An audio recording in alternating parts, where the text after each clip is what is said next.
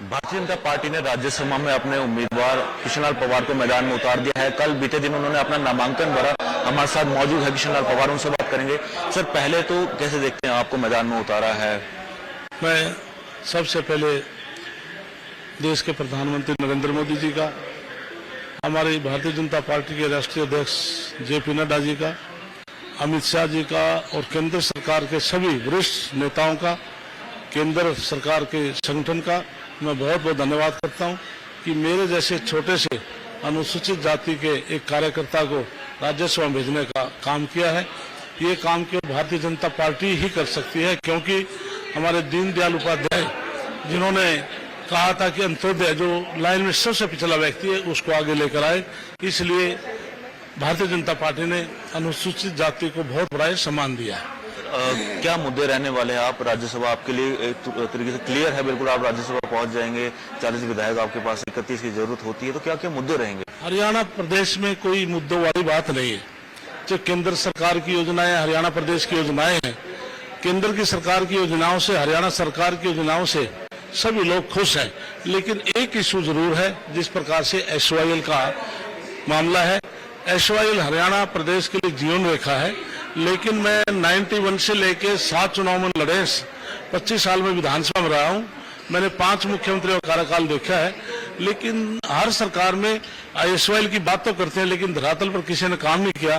तो मैं माननीय मनोहर लाल का विशेष तौर से धन्यवाद करता हूं कि जिन्होंने केंद्र में जाकर के प्रधानमंत्री से बात करके, गृह मंत्री से बात करके, हमारे इरिगेशन मंत्री से बात करके और सुप्रीम कोर्ट में अच्छे वकील खड़े करके उस फैसले को हरियाणा प्रदेश के हक में आया।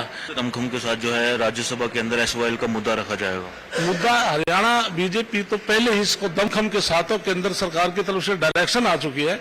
अब केंद्र सरकार ने करना है वे किस प्रकार से पंजाब सरकार को आदेश दें कि नहर SYL बने, हरियाणा पानी में आए। सर, आज की अगर बात कर ले, चुनाव समिति की बैठक है, आप यहाँ पर पहुंचे हैं, तो राउंड बाय राउंड ये बैठक चल रही है, जिला वाइज जिला है, तो किस तरह की तैयारियां है? इसमें भारतीय जनता पार्टी एक संगठनात्मक पार्टी है, संगठन पर कार्य करती है।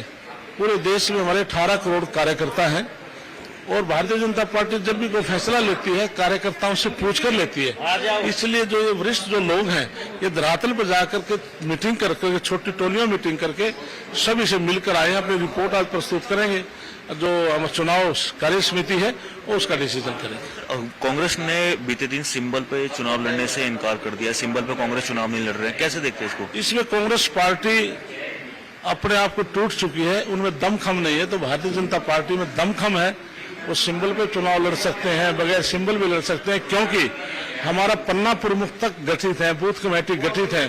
तो हमारे पूरे देश में, प्रदेश में सभी हमारे चुनाव गठित समितियां बन चुकी हैं। इसलिए भारतीय जनता पार्टी अपने दम पर चुनाव लड़ सकती है। अच्छा, इसके अंदर एक ये भी देखा गया, दोबारा से टुकड़ों में बटी नजर आ रही है। कुछ विधायक कह रहे हैं कि हमें सिंबल पर चुनाव लड़ना चाहिए कांग्रेस के, कुछ विधायक कह रहे हैं नहीं लड़ना चाहिए। कैसे देखते हैं?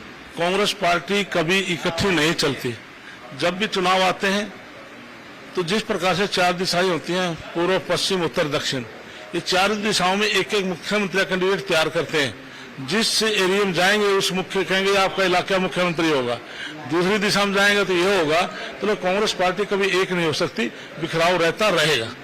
हमारी बात करने के लिए तो हमारे साथ किशनलाल पवार थे, जिन्होंने बीते दिन अपना नामांकन दाखिल किया और आज चुनाव समिति की हो रही बैठक को लेकर हमसे बातचीत की। पंचकुला से कैमरा पर्सन जितेंद्र के साथ प्रॉक्स चौधरी, एमएचएन प्राइम।